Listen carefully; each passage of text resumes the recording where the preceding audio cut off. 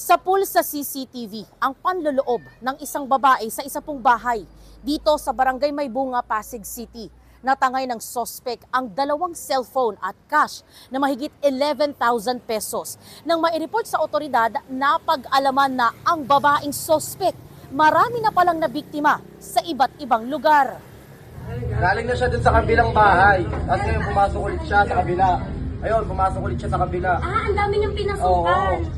Iba din siya, Galing niya magnakaw. Umakbang po siya siguro mga 4 na hakbang mula doon sa pinto namin doon. Nakabukas na lang po yung kortina, maliwanag na po ang kwarto namin. Nagkakapa po ako ng cellphone, wala na po akong makapa. Hanggang sa pinalabas ko po yung asawa ko, nakita niya po yung wallet namin, wala na pong laman. 8:43 po siya umakit ng bahay, ma'am. Tapos din, lumabas siya ng 8:49. Tapos sumakay po bigla siya ng tricycle. Doon na po ako nagtaka kasi wala naman po nakakakilala sa babae. Nagising na lang po kami, wala na pong laman yung wallet po namin, pampagawa ng bahay. Tapos tinignan pa po namin doon yung isa po naming wallet. Nakuha rin po yung pambudget namin araw-araw na 600. Iniwan po 25 pesos po. Dito na lang po nakita anong asawa ko. Iya po. Tagal na po namin pangarap. Ang bumukod. Tapos sinaglit lang na gano'n. Nag-birthday kami. Tiniis namin wala kaming handa. Kasi may pinaglalaanan po kami. Tapos gano'n nangyari. Na dapat yung araw na bibili kami ng materyales, naubos na po pala kami nang di namin alam. Bali yung January 9 po, ma'am, yun po yung may nagdo-doorbell pa po siya, tapos yun po yung kumakatok pa siya. Tapos nung nalaman niya po, wala na pong taong sumasagot, pumasok po siya bigla.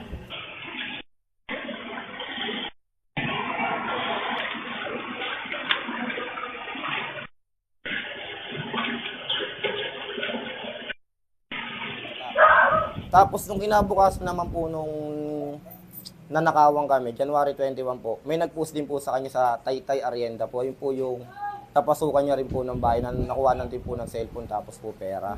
Ang babaeng sospek na biktima rin sa Santa Cruz, Maynila. May bimpo siya sa ulo at suot na sling bag na tila may kausap sa cellphone. Maya-maya, lumapit na ito sa bahay at saka pumasok. Ayon sa biktima, natangay ng sospek ang 70,000 pesos cash at isang cellphone.